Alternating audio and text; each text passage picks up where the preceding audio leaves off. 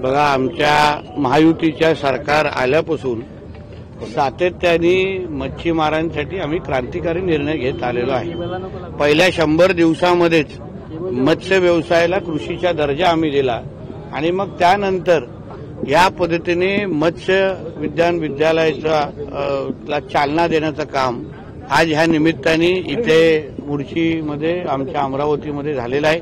त्यासाठी मोठा पुढाकार आमचे खासदार सन्मान्य अनिल बोंडेजींनी घेतलेला आहे आणि आज आमचे आदरणीय मुख्यमंत्री देवेंद्र फडणवीस साहेब, आमचे महसूल मंत्री आणि इकडचे पालकमंत्री सन्मान्य बावनकुळेजी आणि अन्य सगळे स्थानिक आमदार आणि सगळेच लोक एकत्र मिळून आज आम्ही भूमिपूजन केलेलं आहे। पुढच्या 2 वर्षामध्ये हे मत्स्य महाविद्यालय तयार होईल। 40 विद्यार्थी इथून दरवर्षी शिकून बाहेर निघतील आणि ह्या महाराष्ट्रामधल्या मत्स्य व्यवसायाला चालना देण्याच्या दृष्टिकोनातून हे मत्स्य विज्ञान विद्यालय निश्चित पद्धतीने मोठा हातभार लावेल असं बघा। असं आहे की ज्या मतदारसंघातून ते निवडून येतात तो जिहाद्यांचा बालेकिल्ला आहे। जितेंद्र आव्हाड किंवा जितुद्दीन जसं आम्ही त्याला म्हणतो, ते कधीही आपल्या मतदारसंघामध्ये राहणाऱ्या हिंदूंबद्दल कधी असं बोलण्याचा विचार करत नाही की अशा पद्धतीचे वक्तव्य दिल्यानंतर स्वतःच्या मतदारसंघाच्या हिंदूंना काय वाटत असेल असं कधीच विचार करत नाही। सातत्याने नुसतं जिहाद्यांना मदत करणं, जिहाद्यांची बाजू घेणं, आता सनातन धर्माला नावं देणं। कधीही तुम्ही कुठल्याही मुसलमान समाजाच्या व्यक्तीला इस्लामबद्दल असं वाईट बोलताना ऐकलं आहे का? कुराणबद्दल असं वाईट बोलताना ऐकलं आहे का? हे सगळे नालायक हे आमच्या हिंदू धर्मामध्ये तयार होतात, जे स्वतःच्या धर्माला नावं ठेवतात। जितेंद्र आव्हाड विसरून गेलेले आहेत की शेवटी ते पण हिंदू धर्माचेच आहेत। त्यांच्या जन्म आणि मृत्यू पत्रिकेवर ते काही हिंदू सोडून दुसरा धर्म लावण्याची तयारी आहे का?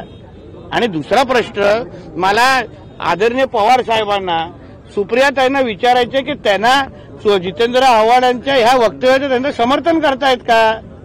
म्हणजे आमच्या सनातन धर्माला अशा पद्धतीचं नावं ठेवून आपल्या जिहादी मानसिकतेच्या मतदारांना मदत करण्याचं काम अशा पद्धतीचे हे नालायक लोक हिंदू धर्माचे म्हणून करत असतील ना, त्यांना खरं धिक्कार केला पाहिजे त्यांचा। ज्या संजय राजाराम राऊतनी स्वतःच्या मालकाला उखडून घरी बसवलेला आहे, तो दुसऱ्यांना उखडण्याची भाषा करू नये हो। यात आदरणीय देवेंद्र फडणवीस साहेबांनी तुझ्या आणि तुझ्या मालकाला उखडून उखडून जे शब्द तुला वापरायचे तुझ्या भाषेत तुला घरी बसवलेले आहेत। तू कसली उखडण्याची भाषा करतो? ते पेलातलं वादळ आहे, ते त्याला जास्त महत्व देऊ नका संजय राजाराम राऊत। मेरा मुद्दा ऐसा है, जो कोई राइट के बारे में आप युवत की में बात कर रहे हैं, कभी भी कोई भी राइट या दंगल ये कोई हिंदू कभी करता नहीं, शुरुआत भी नहीं करता।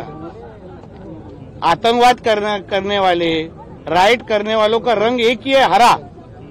और इसलिए यवत में भी जो हिंदुत्व की बाजू लेने वाली जो कोई सकल हिंदू समाज की जो एक रैली हुई, क्या ना पुढे सकल हिंदू समाज की जो रैली हुई, उस रैली में हिंदुओं की बाजू ली गई, उसमें मिर्ची लगने की क्या जरूरत है? इसलिए जो कोई दंगल करने वाले लोग हैं उनको हमारी हिंदुत्वजी विचार की सरकार कड़ी सी कड़ाई सजा देगी, जैसे कि पाकिस्तान का अब्बा भी याद करेगा उनको। उद्धव ठाकरेला आणि मैत्रीचा काय संबंध? उगाच ते कुठलेही प्रश्न विचारू नका, ज्याचे चॅनल बंद होऊन जाईल।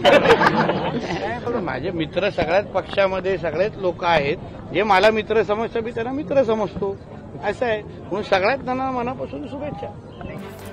AM न्यूज आजच्या महाराष्ट्र न्यूज चॅनलला सबस्क्राईब करा, लाईक करा, कमेंट करा आणि बेल आयकॉनला प्रेस करा।